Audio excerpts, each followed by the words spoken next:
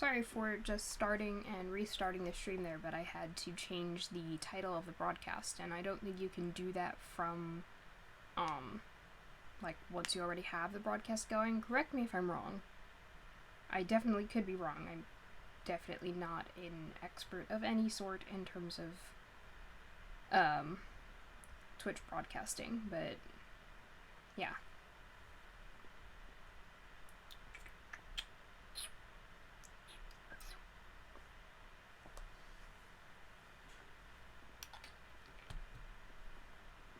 Oh, one minute.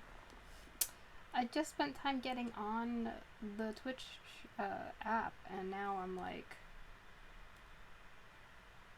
I just closed my phone instead of opening that up so I can keep track of things. It's a good start. We're off to...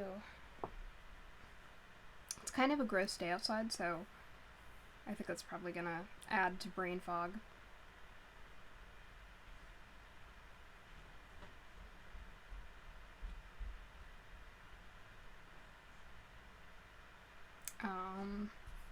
Let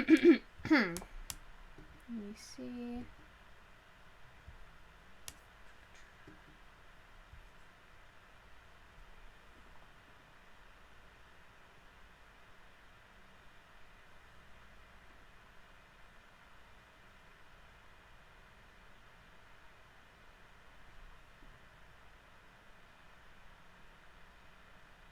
Oh, yeah? Hi. Yeah, I noticed something weird happened with the app as well.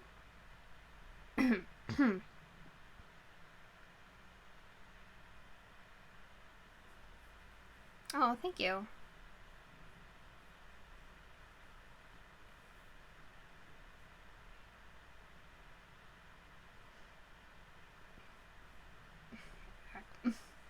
Always my back. These streams are... these streams? These sleeves are, like, obnoxiously long, though. Like, look. They could be a curtain.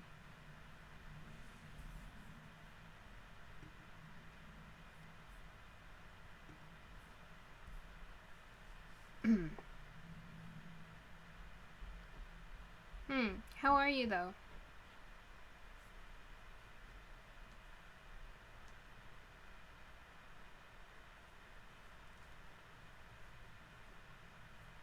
Thank you.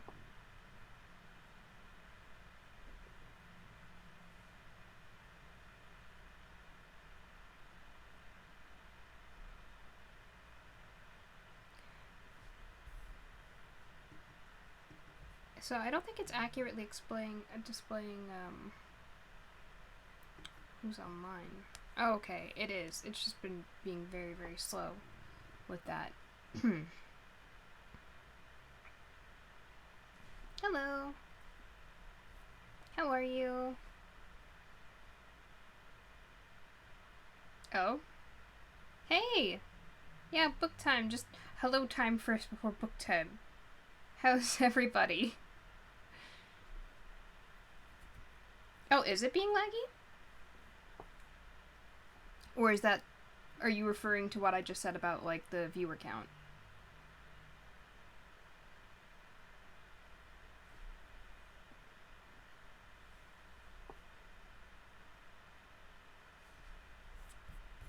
Check.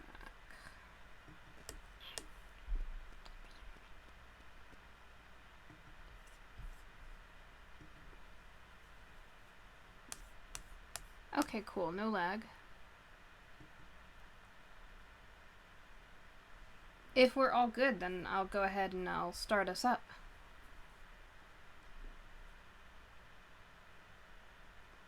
Maybe?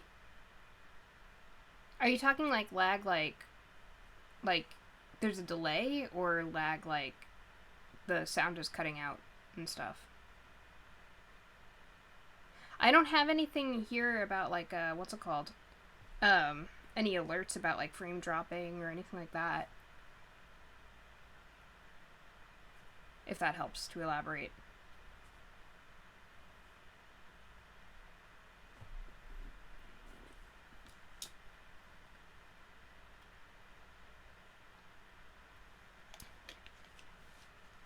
So of course, if you guys have your own... strange. Of course, if you guys have your own copy of the book, go ahead and read along. It's, obviously, you don't have to, but it's always good to support our authors. And, yeah. They don't get enough credit for what they do. Alright, I have my book here. And let us start. With my obnoxiously long sleeves. Like, I showed them before, but they're like curtain length. Can like drape them over a chair. The chair is like an extra armrest.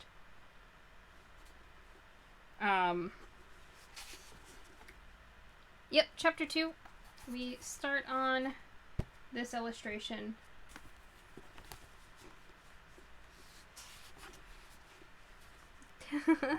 Thank you. And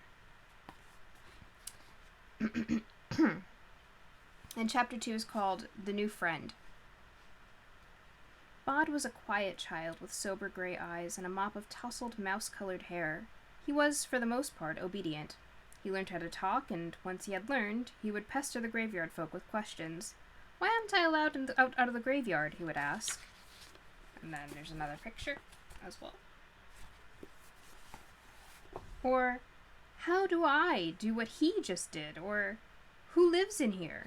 The adults would do their best to answer his questions, but their answers were often vague or confusing or contradictory, and then Bod would walk down to the old chapel and talk to Silas. He would be there waiting at sunset just before Silas awakened.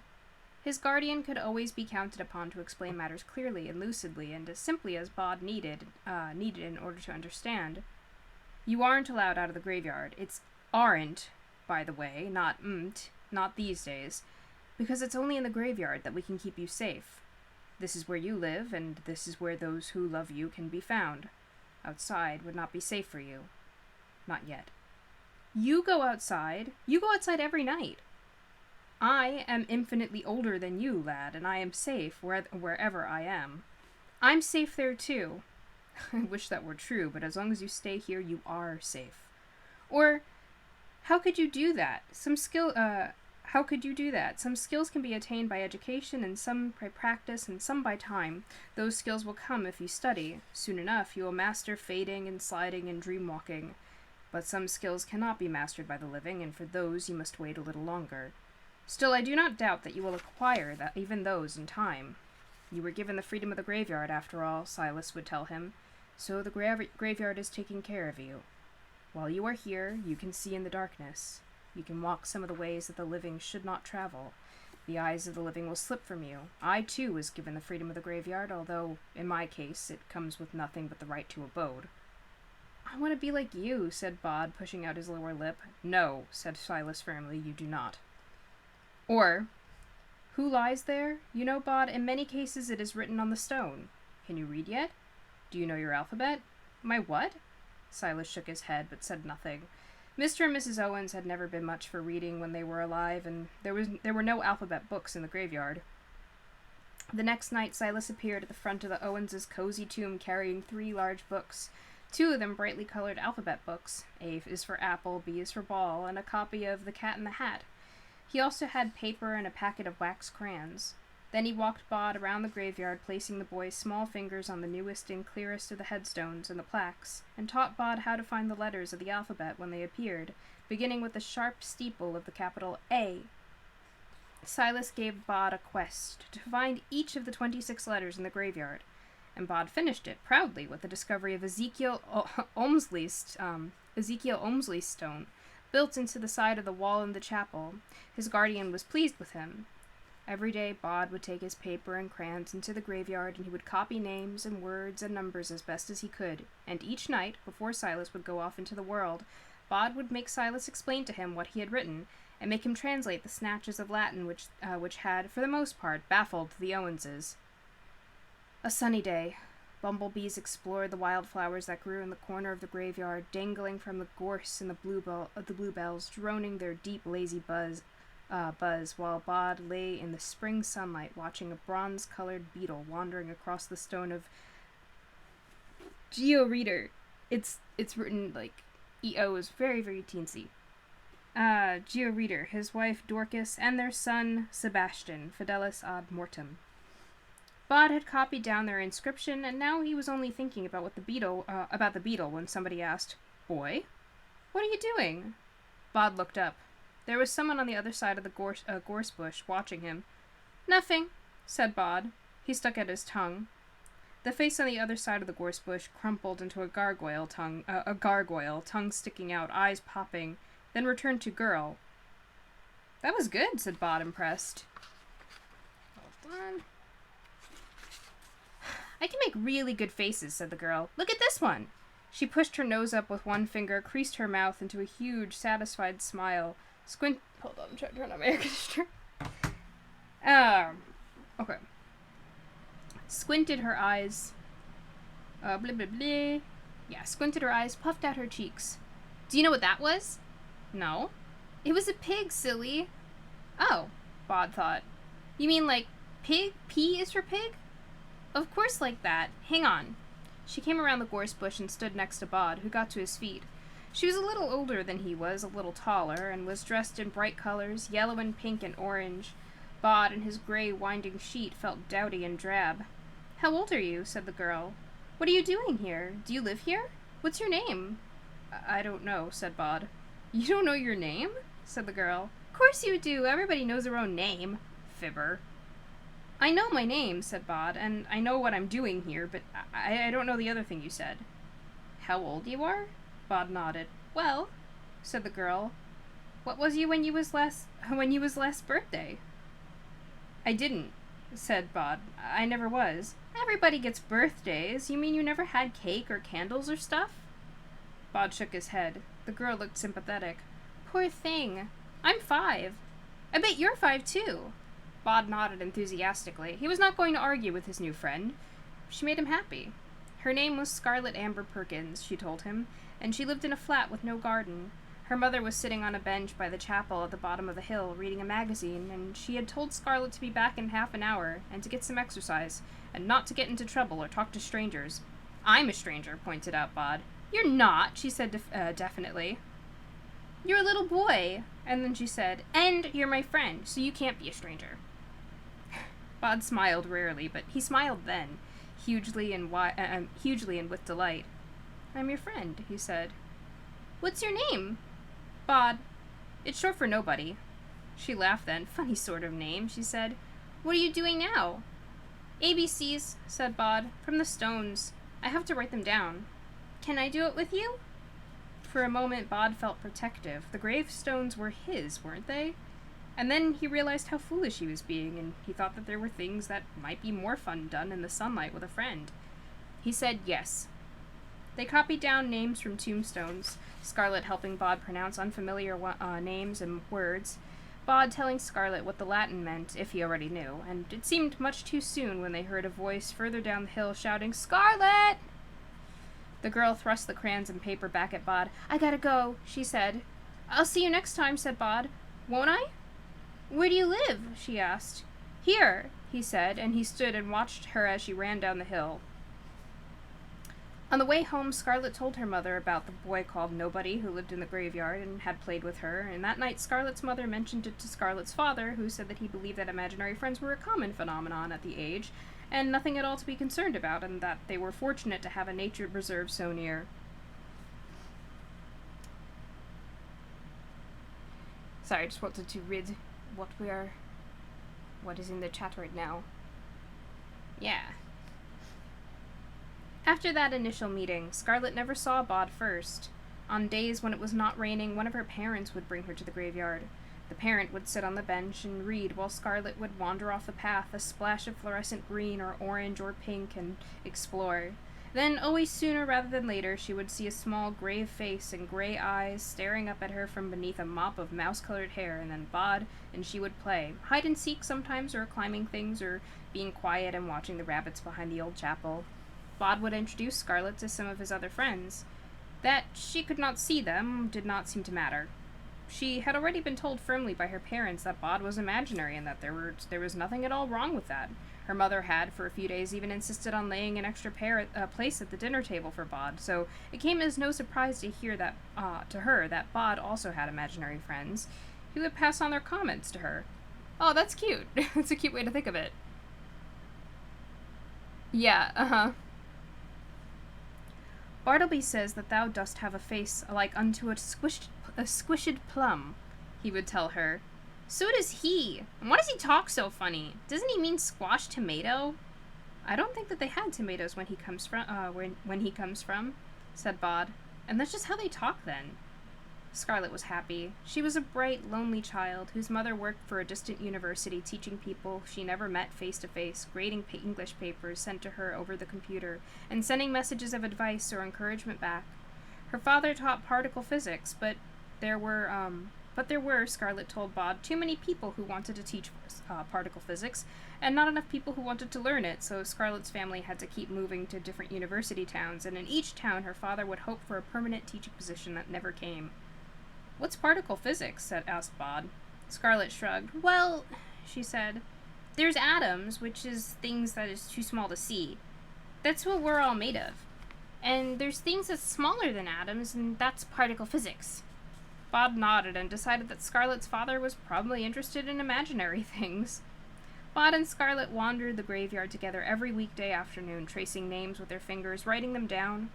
Bod would tell Scarlet whatever he knew of the inhabitants of the grave or mausoleum or tomb, and she would tell him stories that she had been read or learned, and sometimes she would tell him about the world outside, about cars and buses and television and airplanes.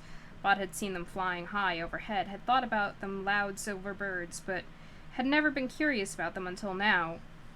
He in his turn would tell her about the days when the people in the graves had been alive, how Sebastian Reader had been to London town, and and had seen the Queen, who had been a fat woman in a fur cap who had glared at everyone and spoke no English. Sebastian Reader could not remember which queen she had been, but he did not think that she had been queen for very long. When was this? Scarlet asked. He died in 1583. It says so on his tombstone, so before then. Who is the oldest person here? In the whole graveyard, asked Scarlet. Bod frowned. Probably Caius Pompeius. He came here 100 years after the Romans first got here. He told me about it. He liked the roads. So he's the oldest? I think so. Can we make a little house in one of those stone houses? You can't get in. It's locked. They all are. Can you get in? Of course. Why can't I? The graveyard, he explained. I got the freedom of the graveyard. It lets me go places. I want to go in the stone house and make little houses. You can't. You're just mean. Not. Meanie. Not. Scarlet put her hands into the pocket of her anorak and walked down the hill without saying goodbye, convinced that Bod was holding out on her, and at the same time suspecting that she was being unfair, which made her angrier. That night, over dinner, she asked her mother and father if there was anyone in the country before the Romans came. Where did you hear about the Romans? Asked her father. Everybody knows, said Scarlet with withering scorn. Was there? There were Celts, said her mother. They were here first. They go back before the Romans. They were the people that the Romans conquered. On the bench outside the old chapel, Bod was having a similar conversation. The oldest, said Silas. Honestly, Bod, I don't know. The oldest in the graveyard that I've encountered is Caius Pompeius. But there were people here before the Romans came, lots of them, going back a long time. How are your letters coming along? Good, I think. When do I learn joined-up letters? Silas paused. I have no doubt, he said after a moment's reflection, that there are, among the many talented individuals interred here, at least a smattering of teachers. I shall make inquiries. Bod was thrilled. He imagined a future in which he could read everything, in which all stories could be opened and discovered. When Silas had left the graveyard to go about his own affairs, Bod walked to the willow tree beside the old chapel and called Caius Pompeius. The old Roman came out of his grave with a yawn. Ah, yes, the living boy, he said. How are you, living boy? Bod said, I do very well, sir. Good, I am pleased to hear it. The old Roman's hair was pale in the moonlight, and he wore the toga in which he had been buried, with, beneath it, a thick woolen vest and leggings, because this was a cold country at the edge of the world, and the only place colder was Caledonia to the north, where the men were more animal than human and covered in orange fur and were too savage even to be conquered by the Romans, so would soon be walled off in their perpetual winter. "Are you the oldest?" asked Bod. "The oldest in the graveyard? I am." "So you were the first to be buried here?" A hesitation. "Almost the first," said Caius Pompeius. "Before the Celts, there were other people on this island. One of them was buried here." "Oh!" Bod thought for a moment. "Where's his grave?" Caius pointed up the hill. "He's up at the top," said Bod. Caius shook his head. "Then what?" The old Roman reached down and ruffled Bod's hair. "In the hill," he said, "inside it. I was first brought here by my friends, followed in their turn by the local officials and the mimes, who wore the wax faces of my wife, taken by a fever in Camulodunum, and my father, killed in a border skirmish in Gaul. 300 years after my death, a farmer, seeking a new place to graze his sheep, discovered the boulder that covered the entrance and rolled it away, and went down, thinking there might be treasure. He came out a little later, his dark hair now as white as mine." "What did he see?" Caius said nothing then. Caius said nothing. Then he would not speak of it, nor ever return. They put the boulder back, and in time they forgot. And then, 200 years ago, when they were building the Frobisher vault, they found it once more. The young man who found the place dreamed of riches, so he told no one, and he hid the doorway behind Ephraim Pettifer's casket, and went down one night unobserved, or so he thought." "Was his hair white when he came up?" "He did not come up." Oh.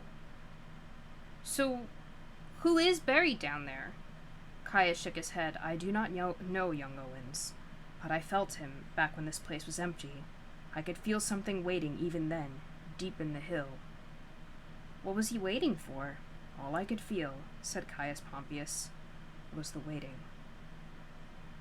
Scarlet was carrying a large picture book, and she sat next to her mother on the green bench near the gates, and she read her book while her mother inspected an educational supplement. She enjoyed the spring sunshine, and she did her best to ignore the small boy who waved at her from behind an ivy-covered monument. Then, when she had resolved to no longer look at the monument, the boy popped up, literally like a jack-in-the-box, from behind a tombstone. Jojiji Shoji, death 1921. "I was a stranger, and you took me in." That's the quote that's on the tombstone. He gestured towards her frantically. She ignored him. Eventually, she put her book down on the bench. "Mummy, I'm going for a walk now." "Stay on the path, dear." She stayed on the path until she was round the corner, and she could see Bod waving at her from further up the hill. She made a face at him. "I found out things," said Scarlet. "Me too," said Bod. Let me just see what's written here. Yeah, particle physics. Yeah, Scarlet is cute.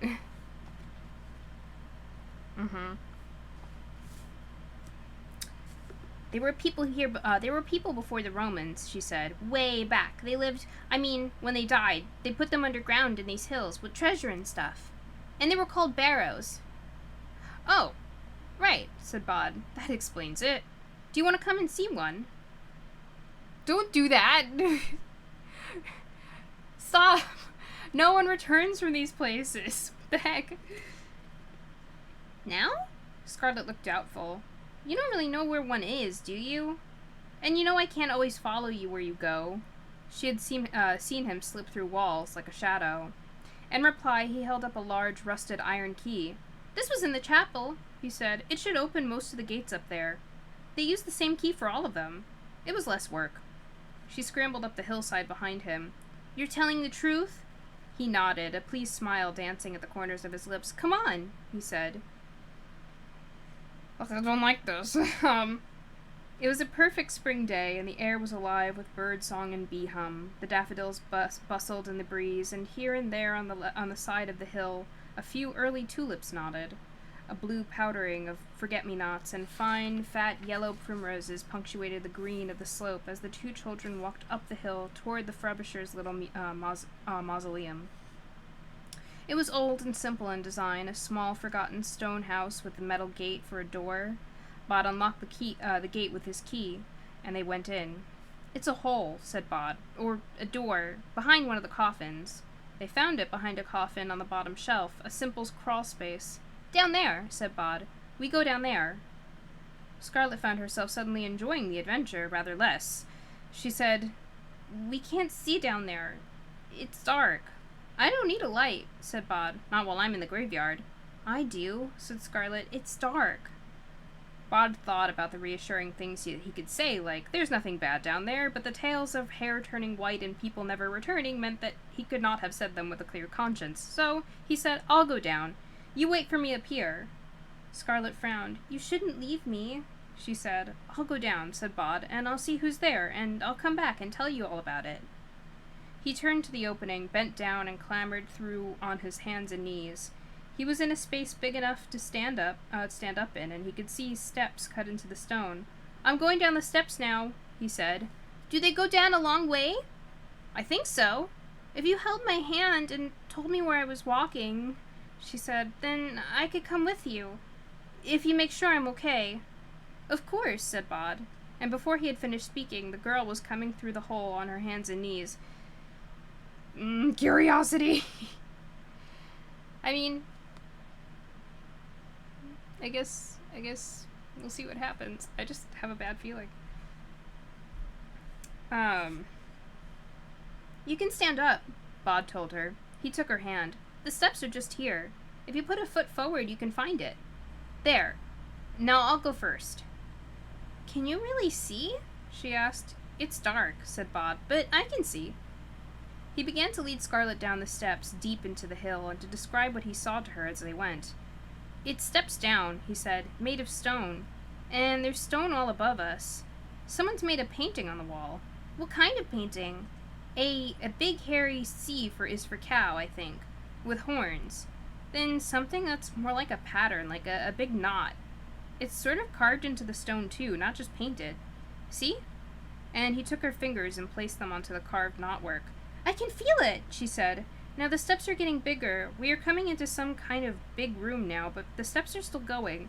Don't move. Okay, now I am between you and the room. Keep your left hand on the wall." They kept going down. "One more step and we are on the rock floor," said Bod. "It's a bit uneven."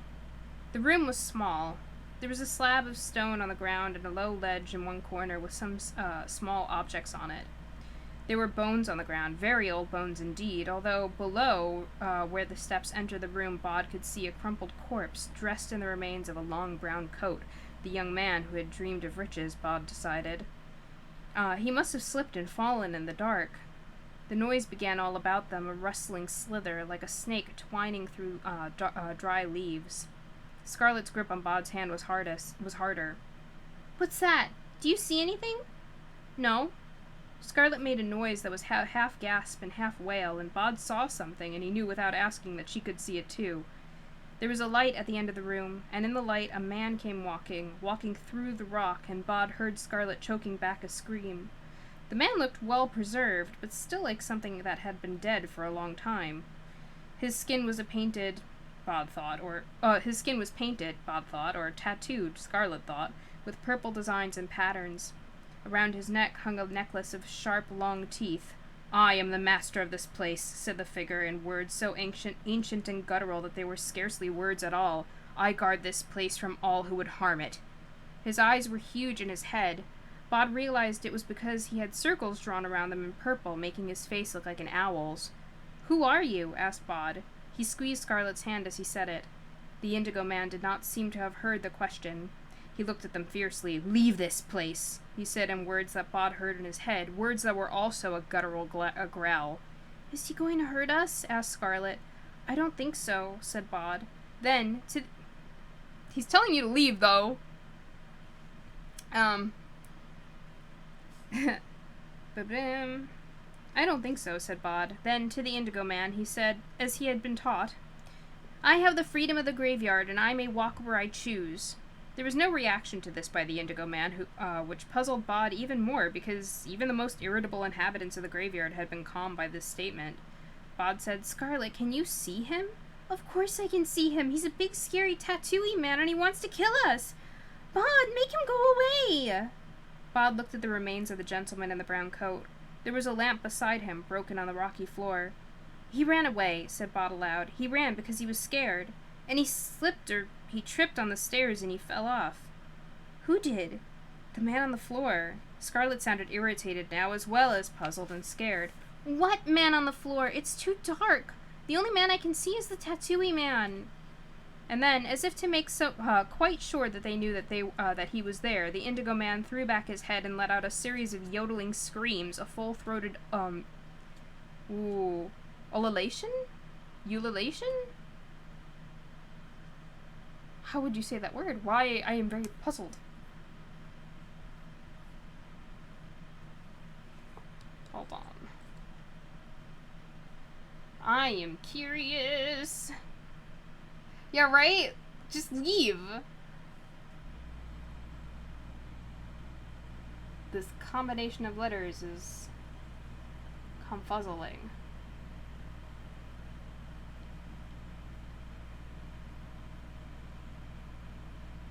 Can you just, like, supply me with the pronunciation, please?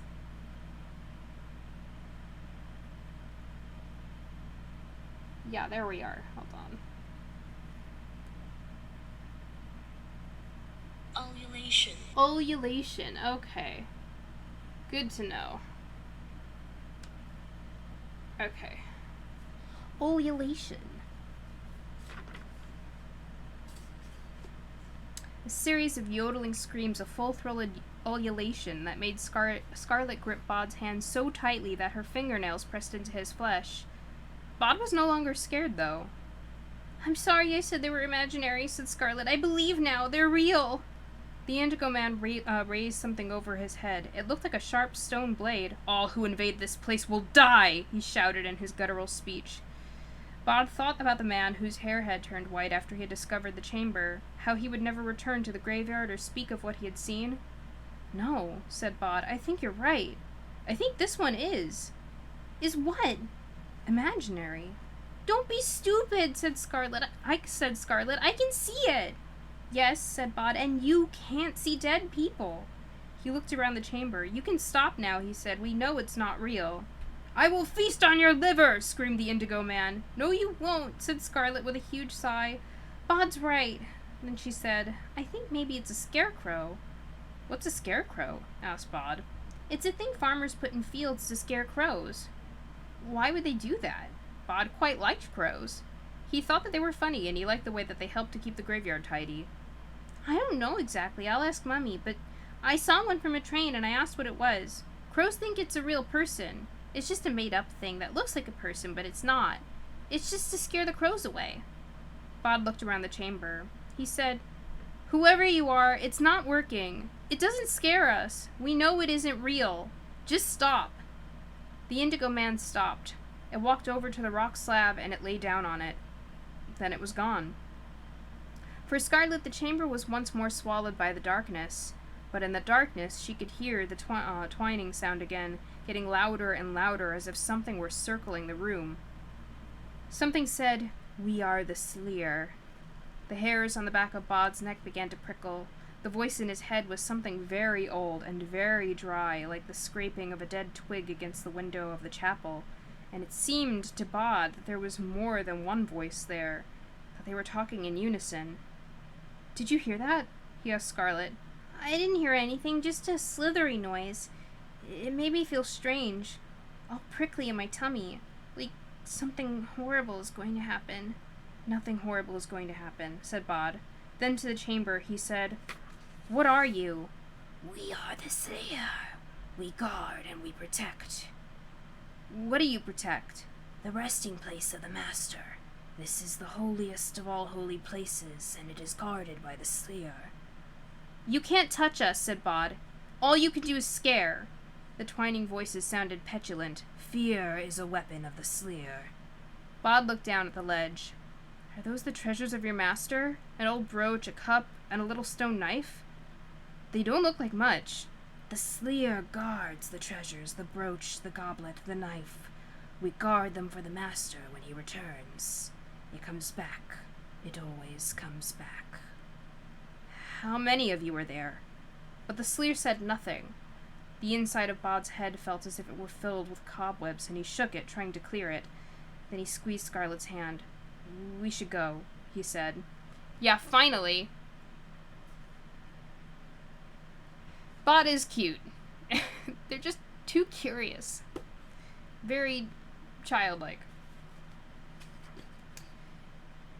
He led her past the dead man in the brown coat, and honestly thought Bod, if he hadn't gotten scared and fallen, the man would have been disappointed in his hunt for treasure. The treasures of 10,000 years ago were not the treasures of today.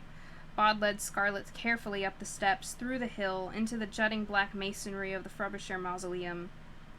Late spring sunlight shone through the breaks in the masonry, and through the barred door, shocking in its brightness. And Scarlet blinked and covered her eyes at the suddenness of the glare. Birds sang in the bushes, a bumblebee droned past. Everything was surprising in its normality. Bod pushed open the mausoleum door, and then locked it again behind him. Scarlet's bright clothes were covered in grime and cobwebs, and her dark face and hands were pale with dust. Further down the hill, somebody, quite a few somebodies, was shouting loudly, shouting frantically. Someone called, "Scarlet? Scarlet Perkins?" And Scarlet said, "Yes? Hello?" And before she and Bod had a chance to discuss what they had seen or talk about the Indigo Man, there was a woman in a fluorescent yellow jacket with police on the back demanding to know if she was okay and where she had been and if somebody had tried to kidnap her, and then the woman was talking on a radio letting them know that the child had been found. Bod slipped along beside them as they walked down the hill. The door to the chapel was open, and inside both of Scarlet's parents were waiting, her mother in tears, her father worriedly talking to people on a mobile phone along with another policewoman. No one saw Bod as he waited in the corner. The people kept asking Scarlet what had happened to her, and she answered, as honestly as she could, told them about a boy called Nobody who took her deep inside a hill where a purple tattoo man appeared in the dark, but he was really a scarecrow. They gave her a chocolate bar, and they wiped her face and asked if the tattooed man had ridden a motorbike, and Scarlet's mother and father, now that they were relieved and not afraid for her any longer, were angry with themselves and with her, and they told each other that it was the other one's fault for letting their little girl play in a cemetery, even if it was a nature reserve, and that the world was a very dangerous place these days, and if you didn't keep your eye on your children every second, you could not imagine what awful things they would be plunged into, especially a child like Scarlet. Scarlet's mother began sobbing, which made Scarlet cry, and one of the policewomen got into an argument with Scarlet's father, who tried to tell her that he, as a taxpayer, paid her wages, and she told him that she was a taxpayer too, and probably paid his wages, while Bod sat in the shadows in a corner of the chapel, unseen by anyone, not even Scarlet, and watched and listened until he could take no more. It was twilight in the graveyard by now, and Silas came and found Bod up near the amphitheater looking out over the town. He stood beside the boy, and he said nothing, which was his way. "It wasn't her fault," said Bod. "It was mine. And now she's in trouble." "Where did you take her?" asked Silas. "Into the middle of the hill, to see the oldest grave. Only there isn't anybody in there. Just a snaky thing called a Sleer who scares people." "Fascinating." They walked back down the hill together, watched as the old chapel was locked up once more, and the police and Scarlet and her parents went off into the night. Miss Barrows will teach you joined-up letters," said Silas. "Have you read The Cat in the Hat yet?" "Yes," said Bod, "ages ago. Can you bring me more books?" "I expect so," said Silas. "Do you think I'll ever see her again?" "The girl? I very much doubt it." But Silas was wrong. 3 weeks later, on a gray afternoon, Scarlet came to the graveyard accompanied by both her parents. They insisted that she remain in sight at all times, although they trailed a little behind her. Scarlet's mother occasionally exclaimed about how morbid this all was, and how fine and good it was until that they would soon be leaving it behind forever. When Scarlet's parents began to talk to each other, Bod said, "Hello." "Hi," said Scarlet very quietly. "I didn't think I'd see you again. I told them I wouldn't go with them unless they brought me back here one last time." "Go where?" "Scotland." There's a university there for Dad to teach particle physics. They walked on the path together, a small girl in a bright orange anorak and a small boy in a gray winding sheet. Is Scotland a long way away? Yes, she said. Oh. I hoped you'd be here to say goodbye. I'm always here. But you aren't dead, are you, Nobody Owens? Of course not. Well, you can't stay here all your life. Can you?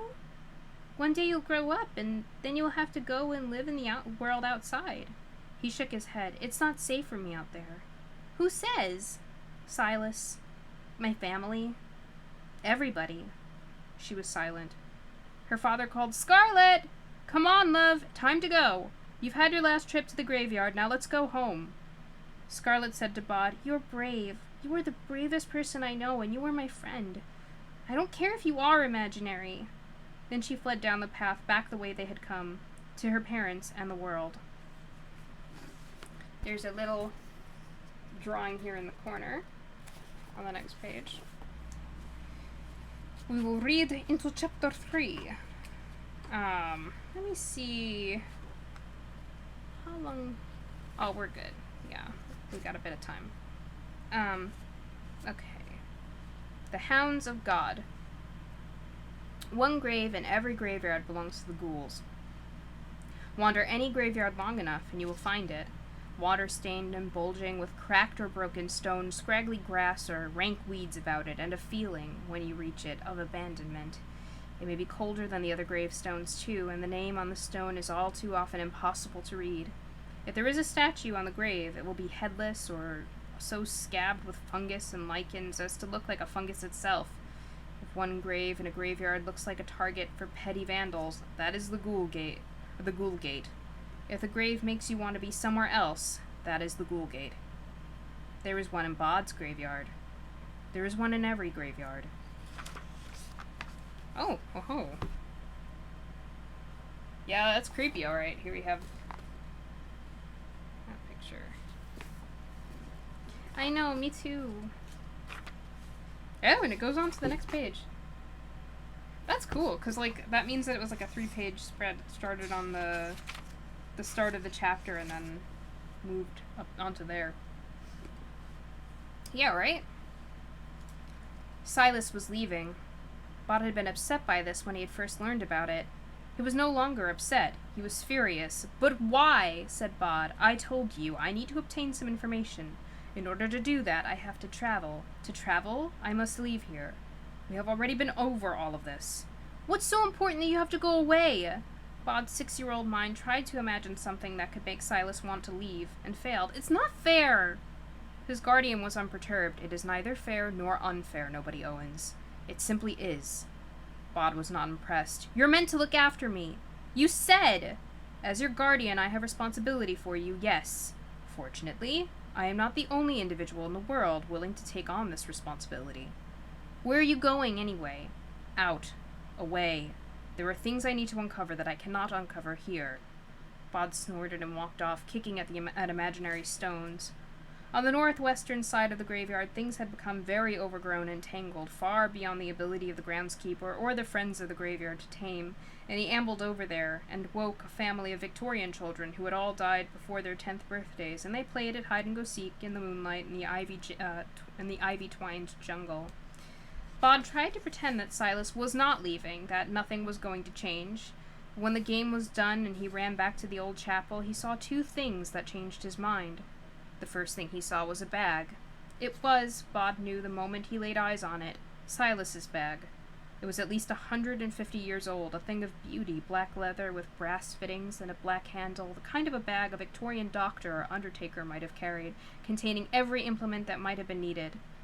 Bod had never seen Silas's bag before. He had not even known that Silas had a bag, but it was the sort of bag that could only have belonged to Silas. Bod tried to peek inside it, but it was closed with a large brass padlock. It was too heavy for him to lift. That was the first thing. The second thing was sitting on the bench by the chapel. Bod, said Silas, this is Miss Lupescu. Miss Lupescu was not pretty. Her face was pinched and her expression was disapproving. Her hair was gray, although her face seemed too young for gray hair. Her front teeth were slightly crooked. She wore a bulky mackintosh and a man's tie around her neck. "How do you do, Miss Lupescu?" said Bod. Miss Lupescu said nothing. She sniffed. Then she looked at Silas and said, "So, this is the boy." She got up from her seat and walked all around Bod, nostrils flared, as if she were sniffing him. When she had made a complete circuit, she said, "You will report to me on waking and before you go to sleep. I've rented a room in a house over there." She pointed to a roof just visible from where they stood.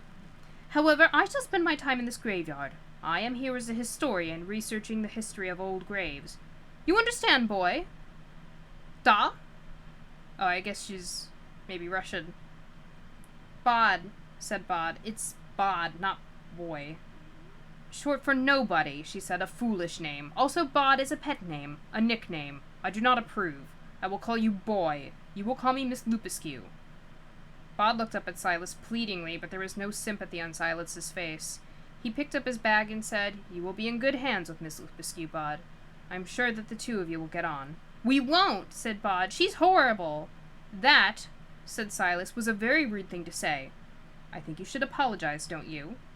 Bod didn't, but Silas was looking at him, and Silas was carrying his black bag and about to leave for no one knew how long, and so he said, "I'm sorry, Miss Lupescu." At first she said nothing in reply. She merely sniffed. Then she said, "I have come a long way to look after you, boy. I hope you are worth it." Bod could not imagine hugging Silas, so he held out his hand, and Silas bent over and gently shook it, engulfing Bod's small, grubby hand with his huge, pale one. Then, lifting his black leather bag as if it were weightless, he walked down the path and out of the graveyard. Bod told his parents about it.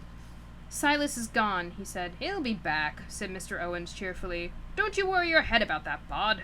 Like a bad penny, as they say," Mrs. Owens said. "Back when you were born, he promised us that if he had to leave, he would find someone else to bring you food and keep an eye on you, and he has. He's so reliable."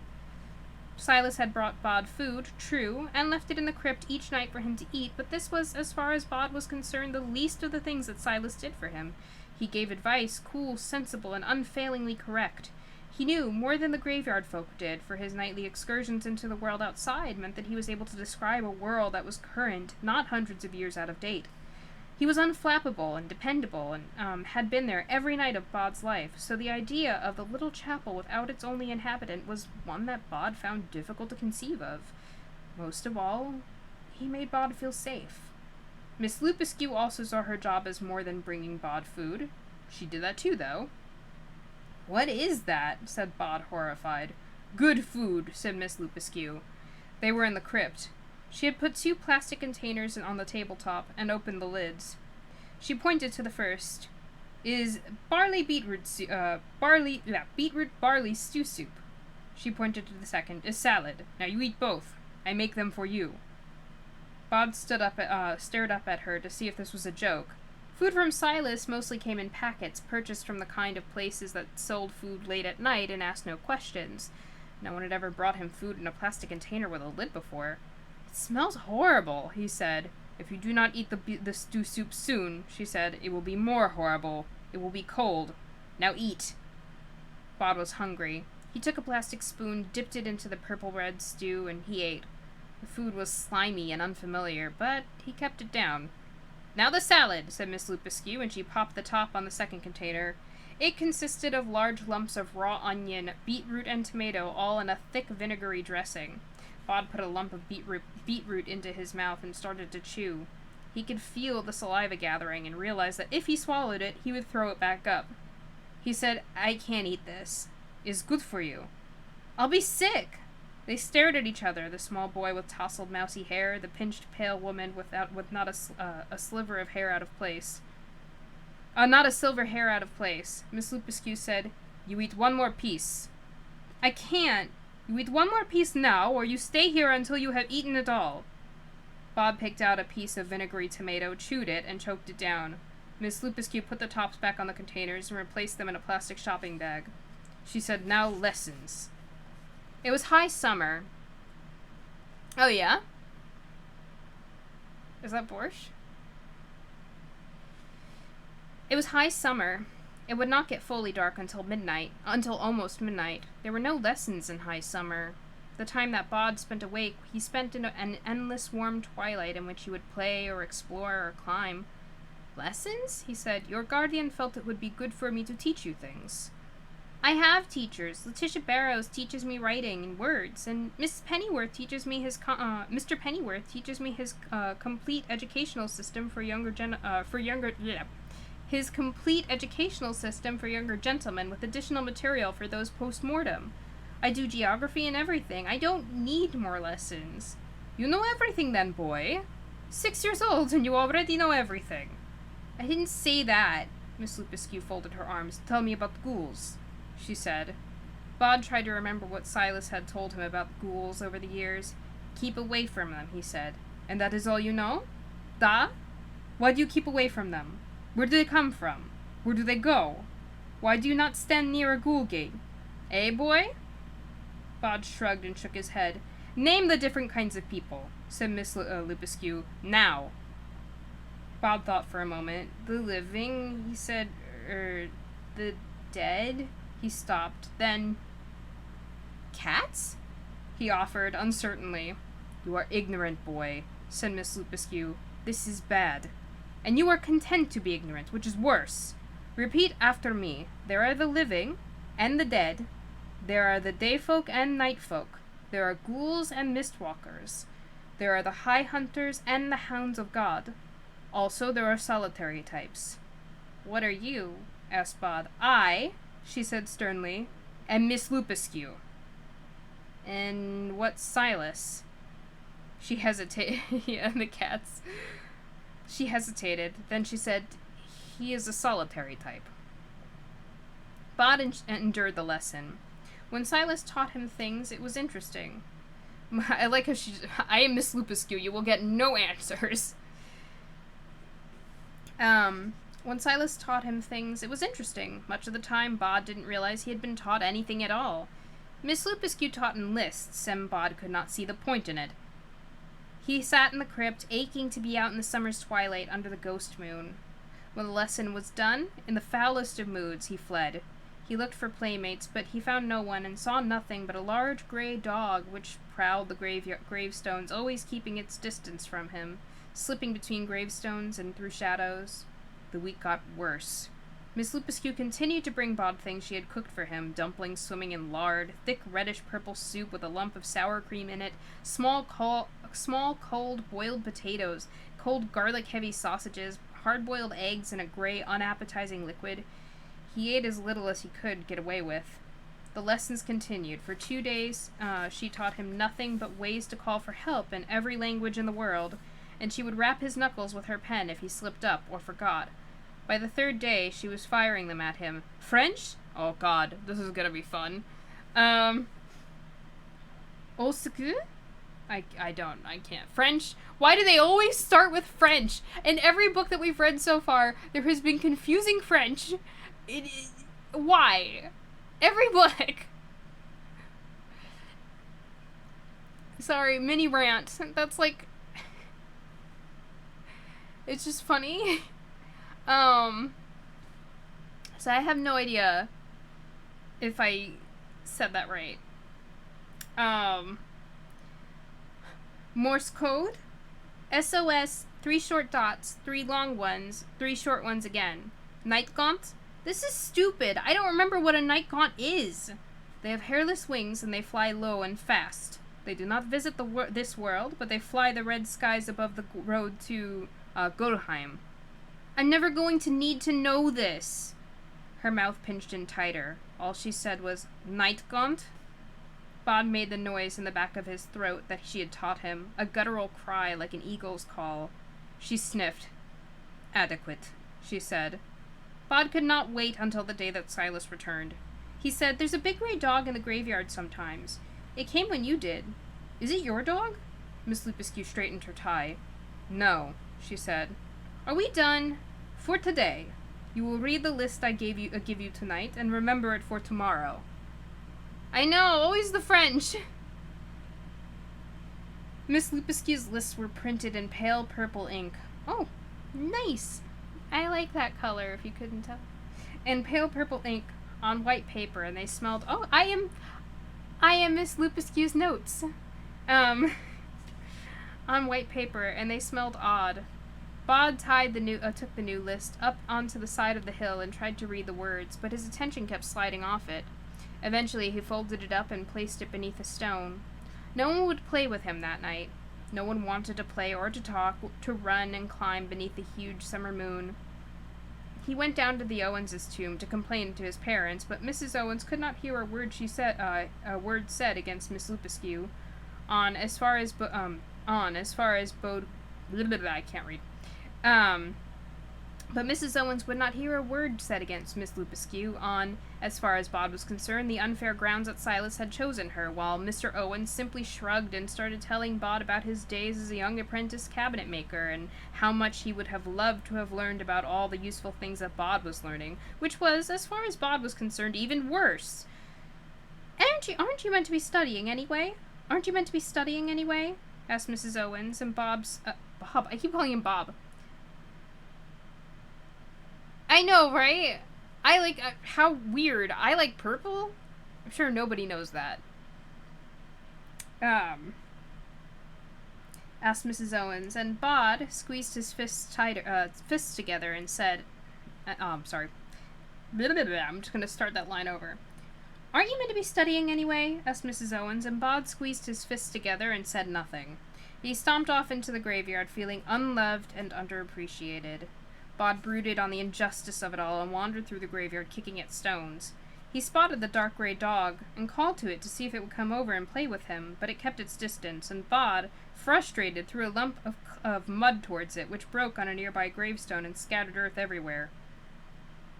Don't do that! I mean, I guess he's only 6, but...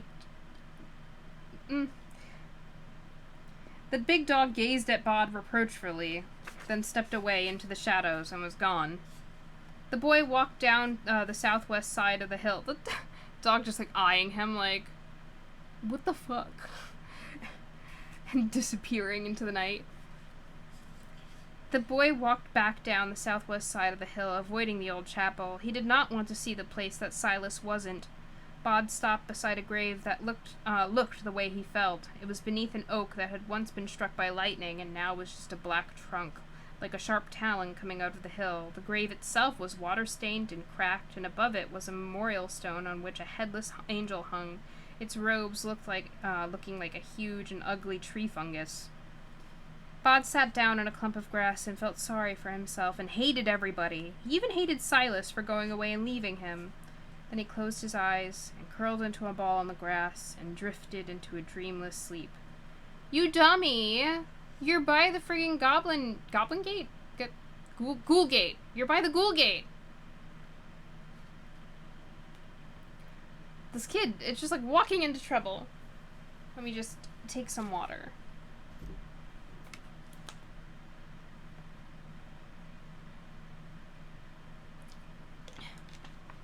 Yeah, that's what they just described. Like, buddy, you were just talking to your teacher about this. You're gonna sleep there? Dum-dum?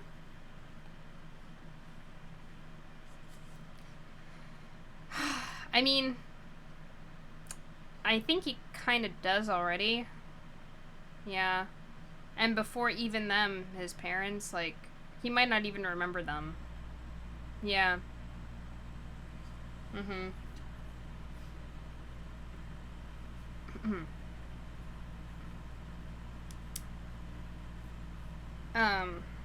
Okay.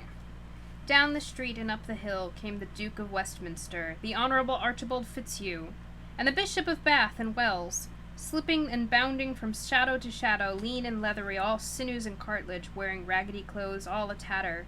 And they bounded and loped and skulked, leapfrogging over dustbins, keeping to the dark side of hedges. They were small, like full-size people who had shrunk in the sun. They spoke to each other in undertones, saying things like, "If your Grace has any more blooming idea of where he is than us do, I'd be grateful if he'd say so. Otherwise, he should keep his big awful hole shut." And And all I'm saying, your worship, is that I knows there's a graveyard near to here. I can smell it, and if you could smell it, then I should be able to smell it, because I've got a better nose than you have, your grace. And all this as they dodged and wove their way through suburban gardens. They avoided one garden. Psst! Hissed the Honorable Archibald Fitzhugh. Dogs! And ran along the top of the garden wall, scampering over it like rats the size of children, down into the high street and up the road to the top of the hill. And then they were at the graveyard wall, and they went up it like squirrels up a tree, and they sniffed the air. Where, dog? Said the Duke of Westminster. Where? I don't know. Somewhere around here. Doesn't smell like a proper dog anyway. It was where, like, W-A-R-E?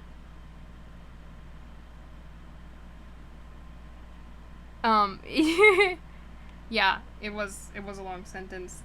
There are a lot of long sentences in here, and sometimes it's tricky. So, sorry about that.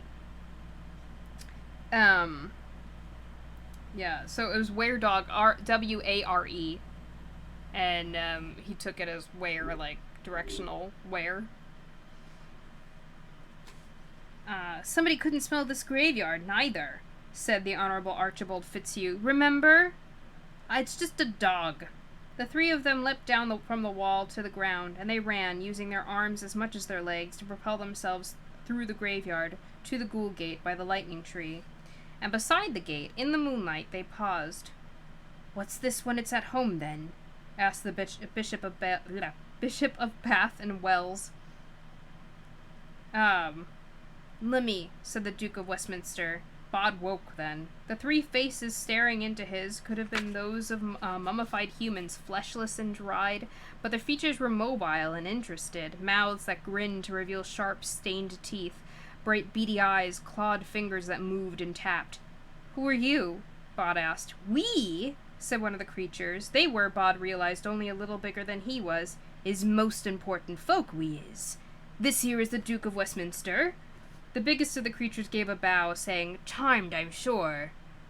And this is the Bishop of Bath and Wells. The creature, which grinned sharp teeth and let a pointed tongue of improbable length waggle between them, did not look like Bod's idea of a bishop. Its skin was piebald, and it had a large spot across one eye, making it look almost piratical.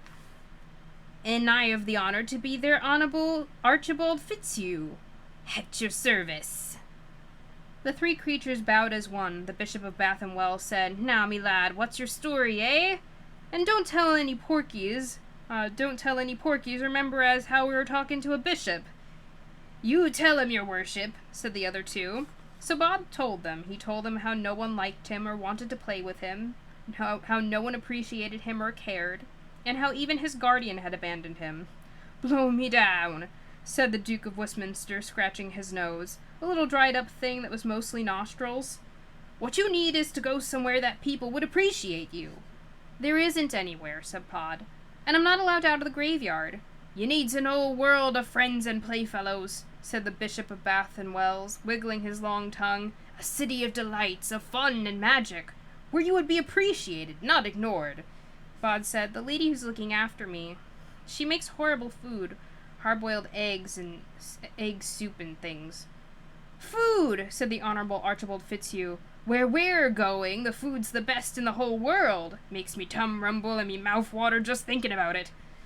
Can I come with you? Asked Bod. Come with us, said the Duke of Westminster. He sounded shocked.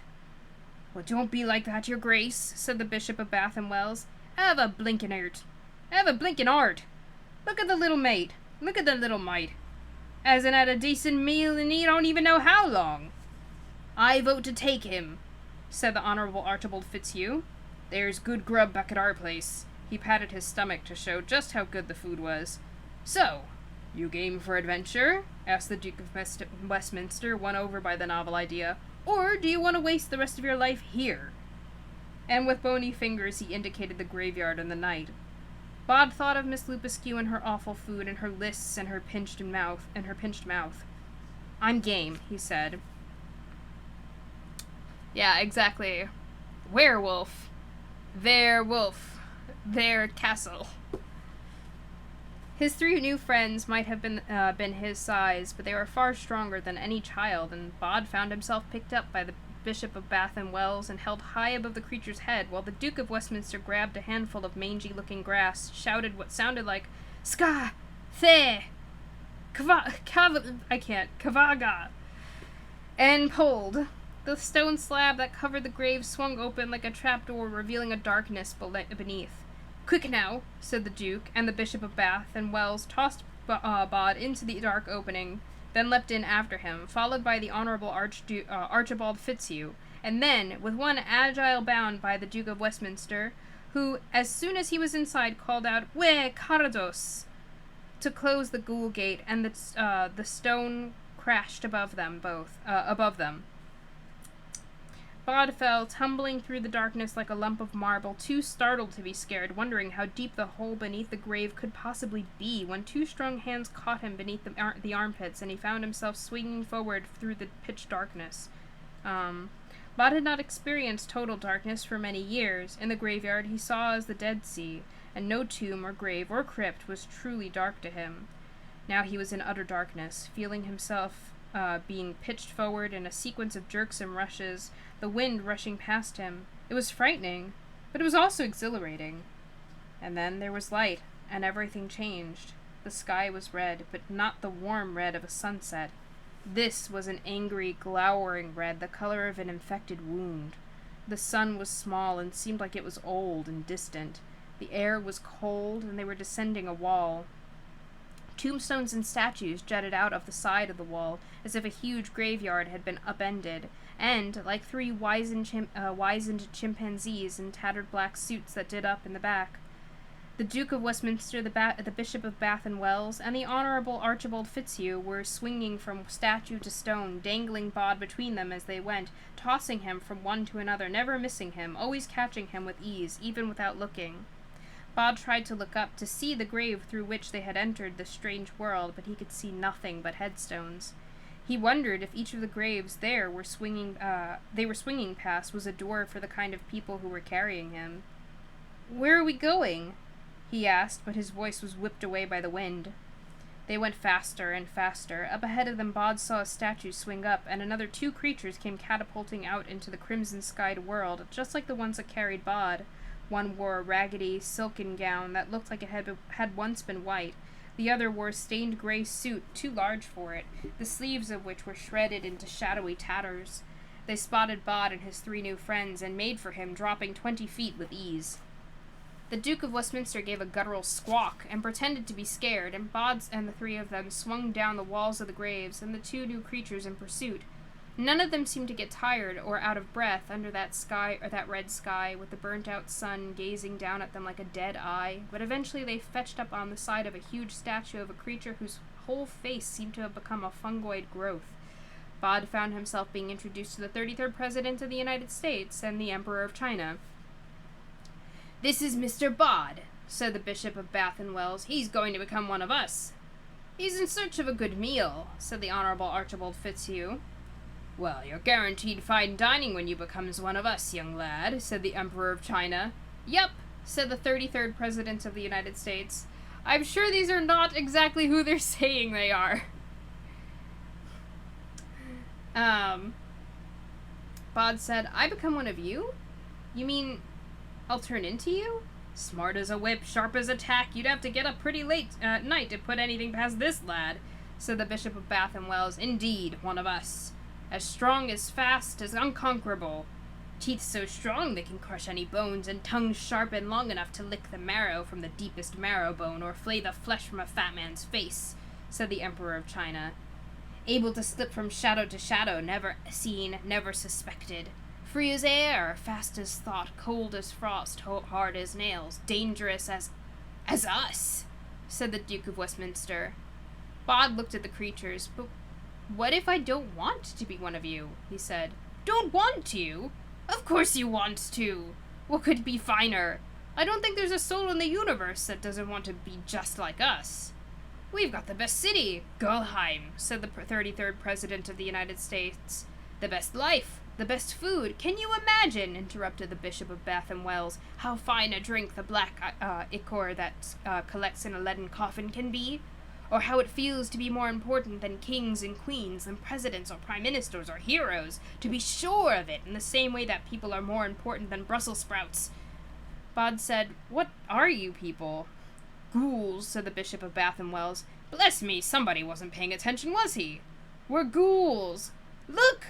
Below them, a whole troop of the little creatures were bouncing and running and heading for the path below them, and before he could say another word, he was snatched up by a pair of bony hands and was flying through the air in a series of jumps and lurches as the creatures headed down to meet the others of their kind. The wall of graves was ending, and now there was a road, and nothing but a road, a much-trodden path across a barren plain, a desert of rocks and bones that wound towards a city high on a huge red rock hill, many miles away. Just checking to see when this chapter ends. Hold on. Because I think that will be the place that we stop for the night. And then we will discuss.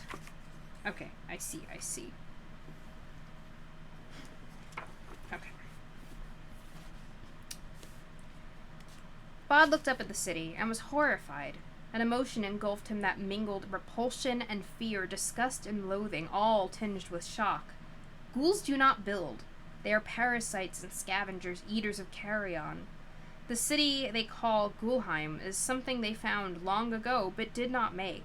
No one knows, if anyone human ever knew, what kind of creatures it was that made those buildings, who honeycombed the rock with tunnels and towers. But it is certain that no one but the ghoul folk could have wanted to stay there, or even to approach that place. Even from the path below Ghoulheim, even from miles away, Bod could see that all of the angles were wrong, that the walls sloped crazily, that it was every nightmare he had ever endured made into a place, like a huge mouth of jutting teeth. It was a city that had been built just to be abandoned, in which all of the fears and madnesses and revulsions of the creatures who built it were made into stone. The ghoul folk had found it and delighted in it and called it home.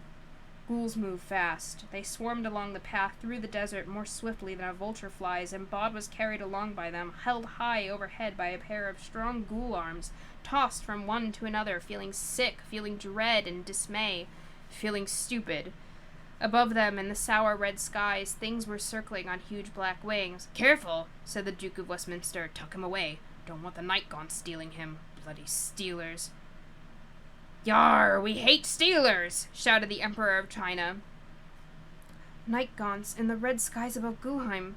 Bod took a deep breath and shouted just as Miss Lupuscu had taught him. He made a call like an eagle's cry in the back of his throat. One of the winged beasts dropped towards them, circled lower, and Bod made the call again, until it was stifled by hard hands clamping over his mouth.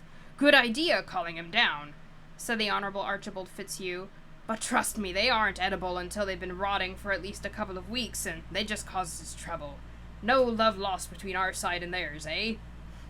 The night gaunt rose again into the dry desert air to rejoin its fellows, and Bod felt all hope vanish. The ghouls sped on towards the city on the rocks, and Bod, now flung unceremoniously over the stinking shoulders of the Duke of Westminster, was carried with them. The dead sun set, and two moons rose, one huge and pitted and white, which seemed, as it rose, to be taking up half the horizon, although it shrank as it ascended, and a smaller moon, the bluish-green color of the veins of mold in a cheese, and the arrival of this moon was an occasion of celebration for the ghoul folk. They stopped marching and made a camp out beside the road. One of the new members of the band, Bob thought it might have been the one that had been introduced to as the famous writer Victor Hugo. Why are they just taking people's identities? Produced a sack, which turned out to be filled with firewood, several pieces... They're just identity thieves. Produced a sack, which turned out to be filled with firewood, several pieces still with hinges or brass handles attached, along with a metal cigarette lighter, and soon made a fire around which all the ghoul folk sat and rested. They stared up at the greenish-blue moon and scuffled for the best places by the fire, insulting each other, sometimes clawing or biting. "We'll sleep soon, then set off for Ghoulheim at moonset," said the said the Duke of Westminster. "It's just another 9 or 10 hours run along the way. We should reach it by next moonrise. Then we'll have a party, eh? Celebrate you being made into one of us." "It doesn't hurt," said the Honorable Archibald Fitzhugh, not so as you'd notice.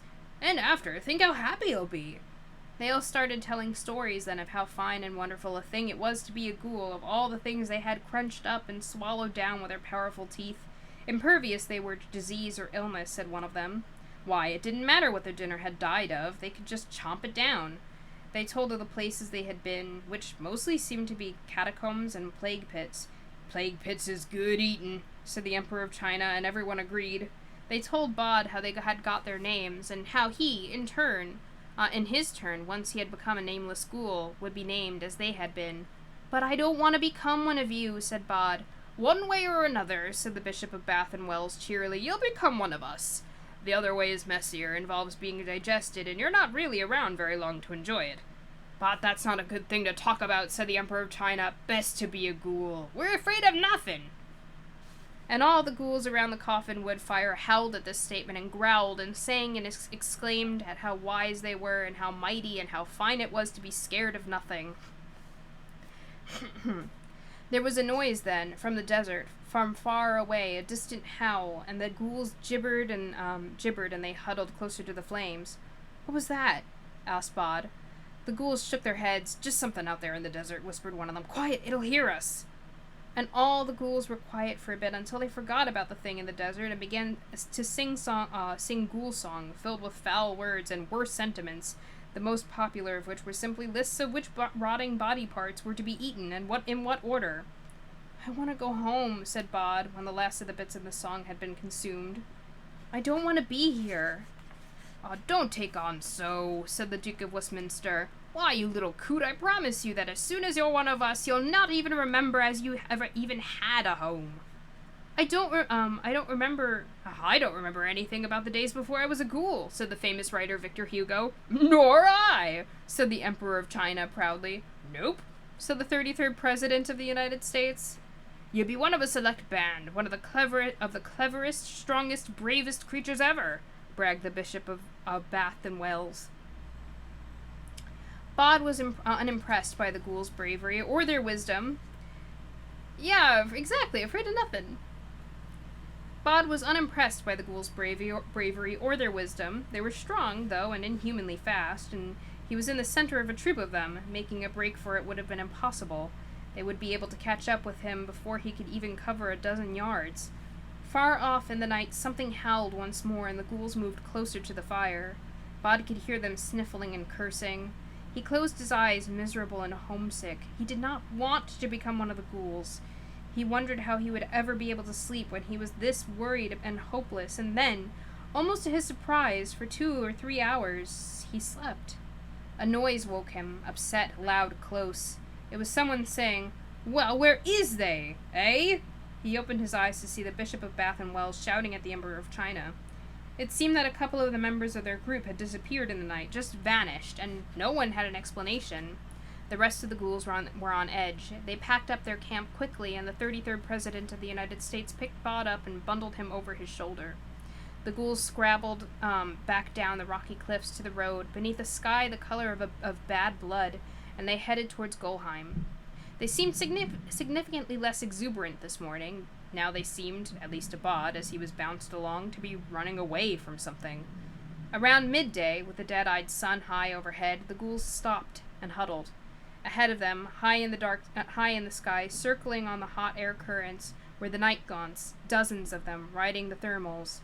The ghouls divided into 2 factions. There were those who felt that the vanishing of their friends was meaningless, and those who believed that something, probably the night gaunts, was out to get them. They came to no agreement, except for a general agreement to arm themselves with rocks to throw at the night gaunts should they descend, and they filled the pockets of their suits and robes with pebbles from the desert floor. Something howled off in the distance to their left, and the ghouls eyed each other. It was louder than the night before, and closer, a deep, wolfish howl. "Did you hear that?" asked the Lord Mayor of London. "Nope," said the 33rd President of the United States. I like how he just says yup and nope. "Me neither," said the Honorable Archibald Fitzhugh. The howl came again. "We got to get home," said the Duke of Westminster, hefting a large stone. The nightmare city of Gulheim sat on a high, rocky outcrop ahead of them, and the creatures loped down the road towards it. "Nightgaunt's coming!" shouted the Bishop of Bath and Wells. "Throw stones at the bleeders!"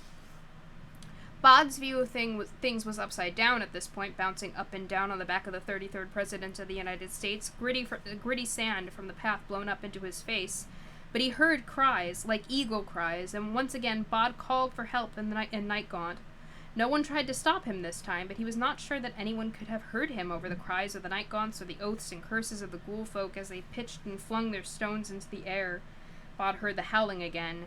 Now it came from their right. There's dozens of the blooming blinkers," said the Duke of Westminster gloomily. The 33rd President of the United States handed Bod over to the famous writer Victor Hugo, who threw the boy into his sack and put it over his shoulder. Bod was just glad the sack smelled of nothing worse than dusty wood. "They're retreatin'!" shouted a ghoul. "Look at 'em go!" "Don't you worry, boy," said a voice that sounded like to Bod like the Bishop of Bath and Wells near the sack. "There won't be any of this nonsense when we get you to Gulheim. It's impenetrable, is Gulheim." Bod could not tell if any of the ghouls had been killed or injured fighting the Nightgaunts. He suspected, from the imprecations of the Bishop of Bath and Wells, that several more of the ghouls might have run off. "Quickly!" shouted someone who was probably the Duke of Westminster, and the ghouls set off at a run. Bod, in the sack, was uncomfortable, being painfully slammed against the famous writer Victor Hugo's back and occasionally banged on the ground. To make his time in the sack even more uncomfortable, there were still several lumps of wood, not to mention sharp screws and nails in there with him, the final remnants of the coffin-based firewood. A screw was just under his hand, digging into him. Despite being jogged and jounced, jolted and jarred with every one of his captor's steps, Bod managed to grasp the screw in his right hand. He felt for the tip of it, sharp to the touch. He hoped, deep inside. Then he pushed the screw into the fabric of the sack behind him, working the sharp end in, then pulling it back and making another hole a little way below the first. From behind, he could hear something howl once more, and it occurred to him that anything that could terrify the ghoul folk must itself be even more terrifying than he could imagine, and for a moment he stopped stabbing with the screw. What if he fell from the sack into the jaws of some evil beast? But at least if he died, thought Bod, he would have died as himself, with all his memories, knowing who his parents were, who Silas was, even who Miss Lupusque was. That was good. He attacked the sacking with his brass screw again, jabbing and pushing until he made another hole in the fabric. "Come on, lads!" shouted the Bishop of Bath and Wells. "Up the steps and then we're home, all safe in Gulheim!" "Hurrah, your worship!" called someone else, probably the Honorable Archibald Fitzhugh. Now the motion of his captors had changed. It was no longer a forward motion. Now it was a sequence of movements up and along, up and along. Bod pushed at the sacking with his hand to try and make an eye hole. He looked out. Above the drear red sky, below, he could see the desert floor, but it was now hundreds of feet below him.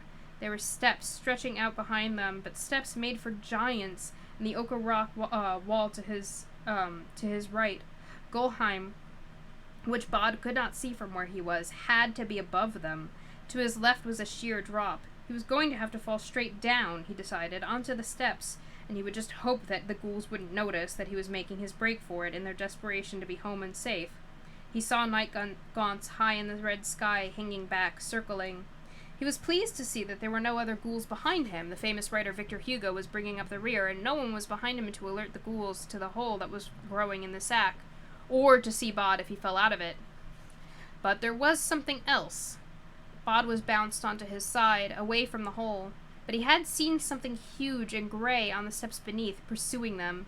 He could hear an angry growling noise. Mr. Owens had an expression for two things he found equally unpleasant. "I'm between the devil and the deep blue sea," he would say. Bod had wondered what this meant, having seen in his life in the graveyard neither the devil nor the deep blue sea.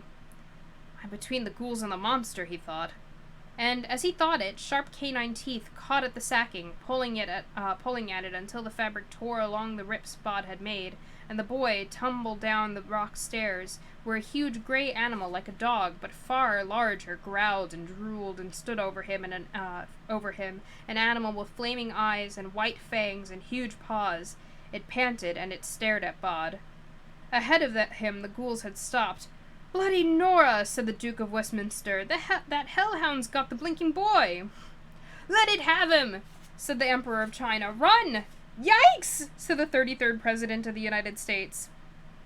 The ghouls ran up the steps. Bod was now certain that the steps had been carved by giants, for each step was higher than he was. As they fled, the ghouls paused only to turn and make rude gestures at the beast, and possibly also at Bod.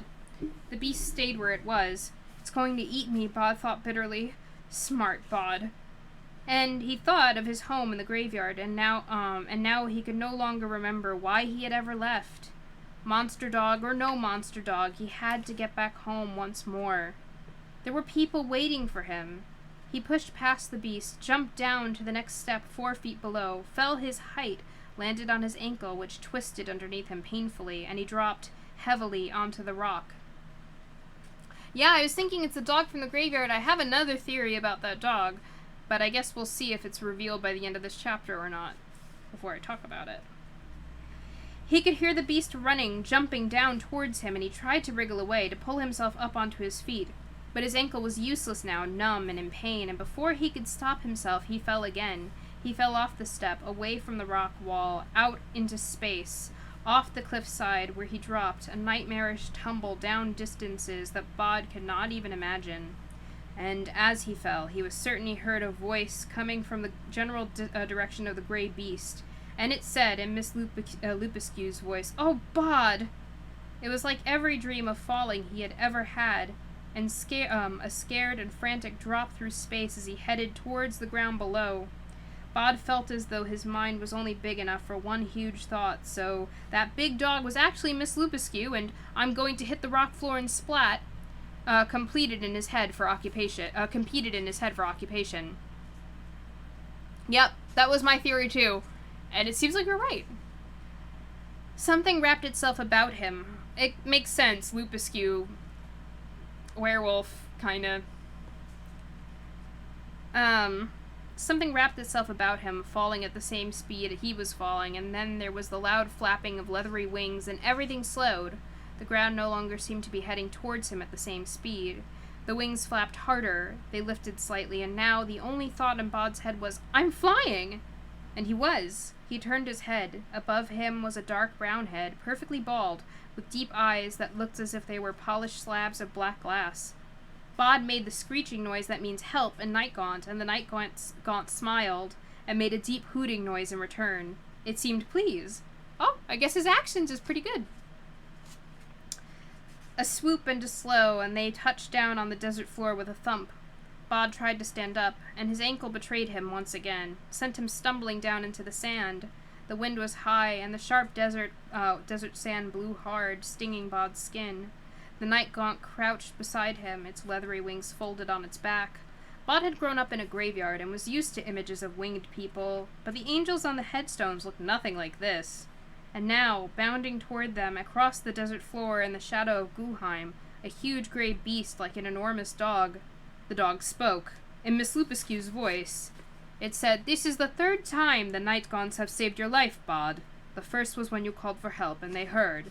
They got the message to me, telling me where you were. The second was around the fire last night when you were asleep. They were circling in the darkness, and heard a couple of the ghouls saying that you were ill luck for them, and that they should beat your brains in with a rock and put you somewhere that they could find you again when you were properly rotted down, and they could eat you. The Nightgaunts dealt with that matter silently. And now this." Miss Lupuscue? The great dog-like head lowered towards him, and for one mad, fear-filled moment, he thought she was going to take a bite out of him, but her tongue licked the side of his face affectionately. "You hurt your ankle." "Yes, I can't stand on it." "Let's get you onto my back," said the huge gray beast that was Miss Lupuscue. She said something in the Nightgaunt's screeching tongue, and it came over, held Bod up while he put his arms around Miss Lupuscue's neck. "Hold my fur," she said. "Hold tight. Now before we go, say—" And she made a high screeching noise. "What does it mean?" "Thank you." "Or goodbye. Both." Bod screeched as best he could, and the Nightgaunt made an amused chuckle. Then it made a similar noise, and it spread its great leathery wings, and it ran into the desert wind, flapping hard, and the wind caught it and carried it aloft like a kite that had begun to fly. "Now," said the beast that was Miss Lupusque, "hold on tightly." And she began to run. "Are we going to the Wall of Graves? To the ghoul gates? No, those are for ghouls. I am a hound of God. I travel my own road into hell and out of it." And it seemed to Bod as if she ran even faster then. The huge moon rose, and the smaller mold-colored moon, and they were joined by a ruby-red moon. And the gray wolf ran at a steady lope beneath them, across the desert of bones. She stopped by a broken clay building like an enormous beehive, built beside a small rill of water that came bubbling out of the desert rocks, splashed down into a tiny pool, and was gone again. The gray wolf put her head down and drank, and Bod scooped up water into his hands, drinking the water in a dozen tiny gulps. "This is the boundary," said the gray wolf that was Miss Lupusque, and Bod looked up. The 3 moons had gone. Now he could see the Milky Way, see it as he had never seen it before, a glimmering shroud across the arch of the sky. The sky was filled with stars. "They're beautiful," said Bod. "When we get you home," said Miss Lupusque, "I teach you the names of the stars and their constellations." "I'd like that," admitted Bod. Bod clambered onto her huge gray back once more, and he buried his face in her fur and held on tightly, and it seemed only moments later that he was being carried awkwardly, as a grown woman carries a 6-year-old boy, across the graveyard to the Owens' tomb. "He's hurt his ankle," said Miss Lupusque was saying. "Poor little soul," said Mistress Owens, taking the boy from her and cradling him in her capable, if insubstantial arms. "I can't say I didn't worry, for I did. But he's back now, and that's all that matters." And then he was perfectly comfortable beneath the earth in a good place, with his head on his own pillow, and a gentle, exhausted darkness took him. Yeah, I didn't think about that. Is that like a wolfy thing? Oh, I guess because she's the gray wolf, but interesting. Bod's left ankle was swollen and purple. Dr. Trefusis, 1870 to 1936, may he wake to glory, inspected it and pronounced it merely sprained. Miss Lupusque returned from a journey to the chemist's with a tight ankle bandage, and Josiah Worthington Barreter, I think it's Barreter.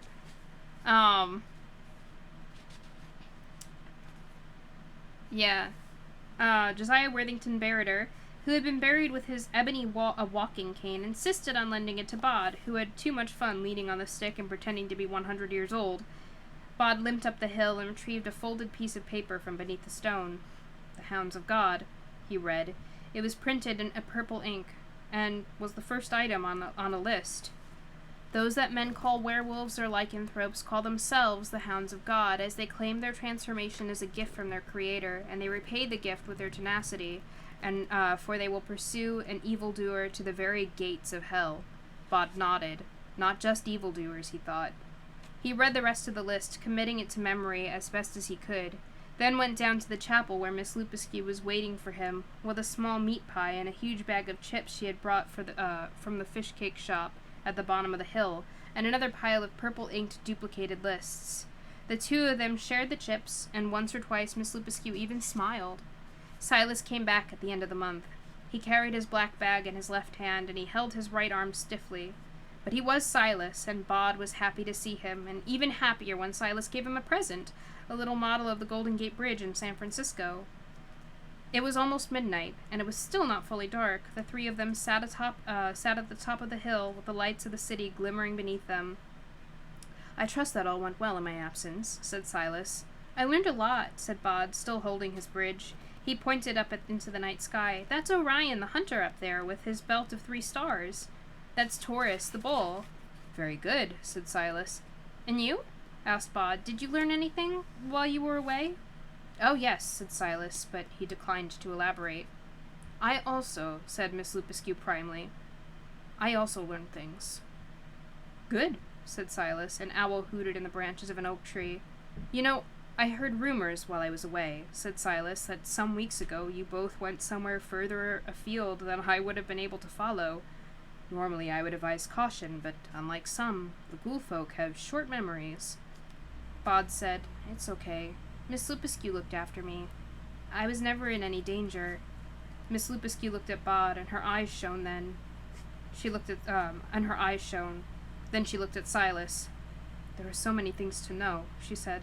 Perhaps I come back next year, in high summer also, to teach the boy again. Silas looked at Miss Lupuscu, and he raised an eyebrow a fraction. Then he looked at Bod. I'd like that, said Bod. And that's it. It's not Barrister because I kept thinking that it was Barrister before when it came up, but it wasn't Barrister.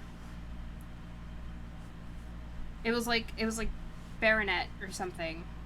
I think it was Baronet, actually. Whatever. I think it's like the same thing, but I don't quote me. But just a different way to say the title. Okay, let's talk. Or you guys talk for a bit. I need to take some water.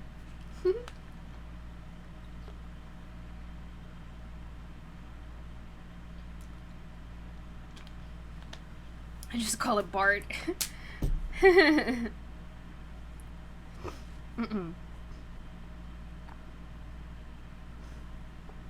Thank you. Yeah, I really like this chapter. Or these two chapters. It was challenging. Lots of voices. I didn't differentiate the ghouls very much. I didn't anticipate that they would be in the story as much as they were, but... I wonder if there's gonna be, like... It sounds like there is going to be an overarching story eventually, but I wonder if right now it's just sort of like slice of life, and like describing days and things that happen in the graveyard. I imagine it'll all tie together in the end, but that's what it sounds like so far.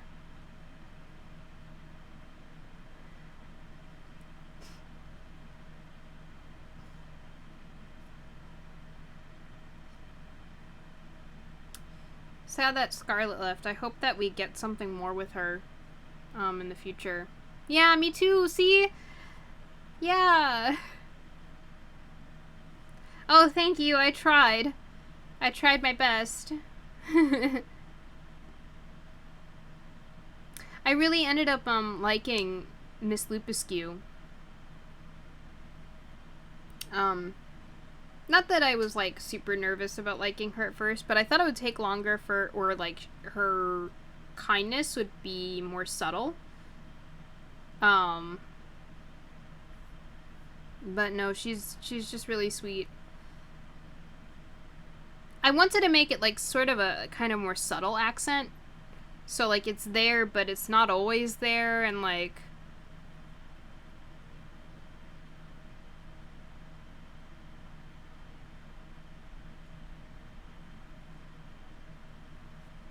Yeah. Yeah, she was cool. And just like really like affectionate when it came down to it, and loving. Yeah, even though it was, like, described as disgusting, because it was from the point of view of a 6-year-old boy. What 6-year-old child likes, like, healthy food? Most kids don't. The healthiest dishes, usually are not very attractive. Or, like, they're not, I don't want to say that they're not attractive, but, like, they wouldn't appeal to a kid. Kids like very vibrant, colors.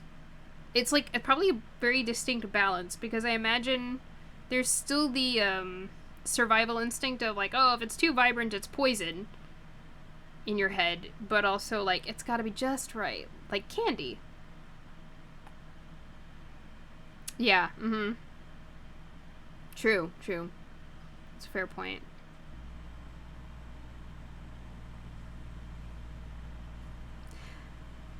The ghouls were interesting. See, it was interesting for me for the ghouls at first because they seemed like, even though they're disgusting, they didn't sound like bad, like that meant badly. But I was like, why are they just treating this boy like so with such care and like he's so special? And then I guess it turned out that they wanted to eat him, which makes sense. That's what I would have thought at first. They fooled me. I liked how they just, like, borrowed names of other people, like the Duke of Westminster, or the Bishop of Bath and Wells, and yeah, the famous writer Victor Hugo was the best, and yeah, exactly how it kept being brought up exactly like that, the 33rd President of the United States. Yeah, you know, something that they actually reminded me of, this is a weird, like, obscure thing, and I'm not sure why it reminded me of this. It's not exactly that they were described like this, but it's what is popping into my head. But yeah, I said 33rd President of the United States, yeah. What's it called? If you have seen Labyrinth, there are these, like, creepy creatures that they're basically just Muppets, but like, their heads would come off, and, like, they could, like, throw their hands around and things like that, and they're, like, they had, like, they were party creatures, but at the same time were kind of creepy, and could take themselves apart, and yeah, right, like, for some reason they reminded me of that. Also, they were, like, lanky and sort of like that, too, although they were probably smaller. I mean, the ghouls were probably smaller than those creatures.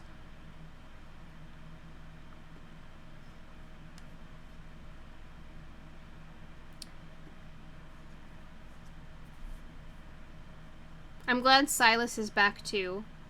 Although I will miss Miss Lupuscu. It sounds like she'll be leaving for a while now. I'm glad also, like, the thing where he was like, oh, I'm not gonna need it, like, learning how to say help in all languages. That's actually really useful, and honestly, I think that, like, we should teach that in life. Like, that's actually really useful to know.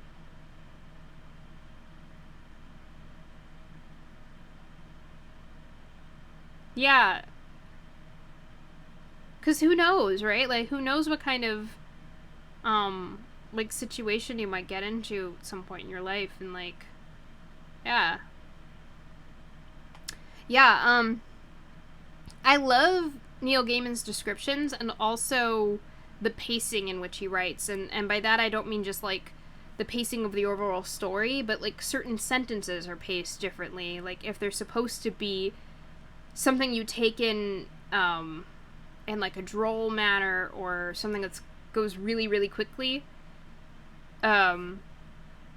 like, he's able to put it to text in the way that you would be experiencing it. Like, the whole thing with Scarlet, you could feel that it was, like, very overwhelming what was happening, and he didn't have to say that Bod was feeling overwhelmed, really. It was just in how it was written, and how fast everything seemed to come, and just how much it was.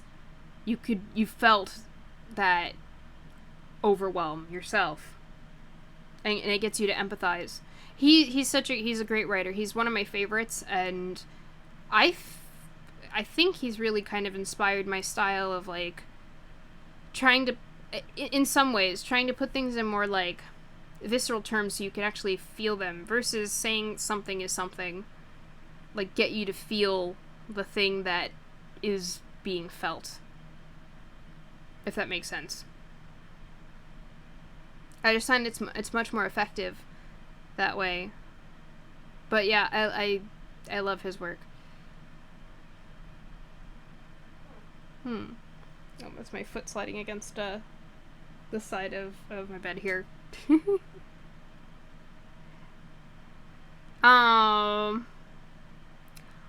Anyway, though, do we have anything else that you guys want to talk about, or anything else for today?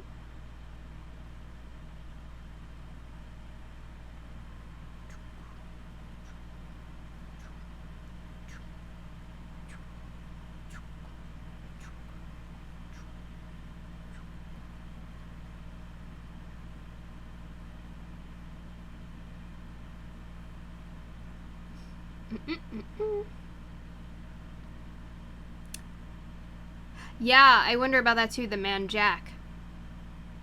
That's why I'm saying I'm sure that even though right now it feels like kind of just slice of life stories from the graveyard, that eventually things are going to tie together again in a more like uniting story, I think. Because I don't think they've just abandoned that.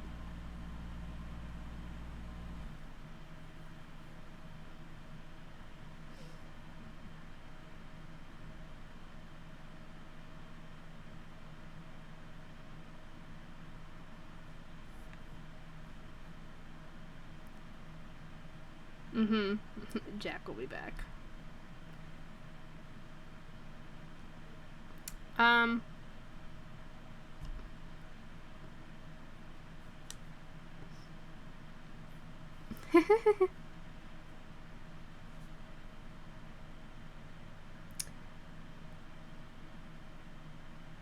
I hope Scarlet does return too. It feels less likely that Scarlet's going to return. Only because she's so little.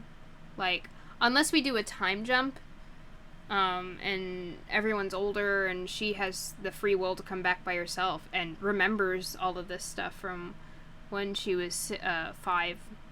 I can't really see her coming back, even though I want her to.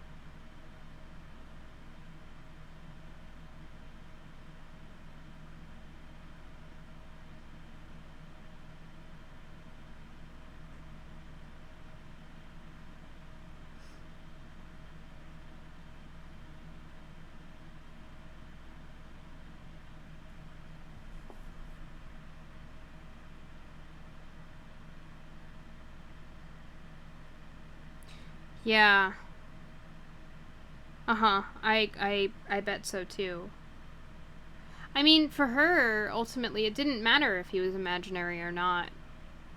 She just cared for him. I mean, if she does kind of internalize that thought that he was imaginary, then she might not even think to come back one day. But yeah, mm-hmm. Exactly. You know, that kind of like a truth that's very early accepted in life is just kind of like built upon as you get older. So we'll see what happens. I'd like for her to come back. I hope she does, but I was so scared she was gonna die. I was so scared that she was gonna come out of the tomb and like people were going to be calling for her and like she's gonna answer, but like they can't see her anymore because she's dead. And I'm like, a 5-year-old girl is dead. Like, that's what I was really worried about. So I felt that relief too when the police officer was able to see her and was talking to her.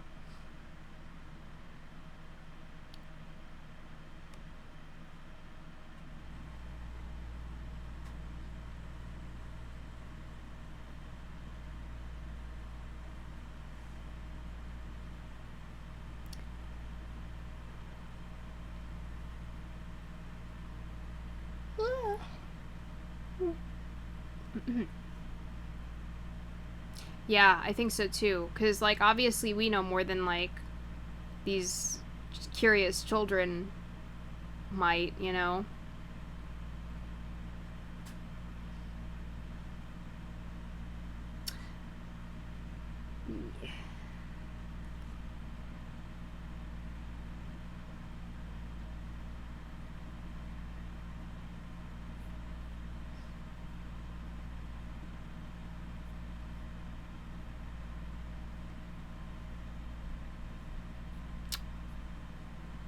Alrighty, guys. Well, I think that is all for today. So, you know, we'll be back next Sunday at 5 p.m. to continue the Graveyard Book. We stopped at... Let me just double check here. I'll always write it on those social media posts where I talk about the stream, but that is the Witch's Headstone. Ooh, that we're moving into. So yeah, come on back in next Sunday at 5 p.m. and we'll be reading some more. In the meantime, you can go ahead and go to YouTube, our YouTube channel, which is the same channel that the same, wow, I can't talk anymore, it's definitely time to stop, is the same username as here, Sky Destiny over on YouTube. And you can go ahead and see our past episodes for Quoth the Author and also previous Let's Plays. We're not quite caught up with the Let's Plays yet, however, and we're a little bit behind with Quoth the Author, but I will work to get us caught up. Go ahead, go there, like, comment, and subscribe. I probably said that in the wrong order. I am tired. Enjoy that, and I will see you guys... I will see you guys next week. For now, this has been Sky. Bye-bye!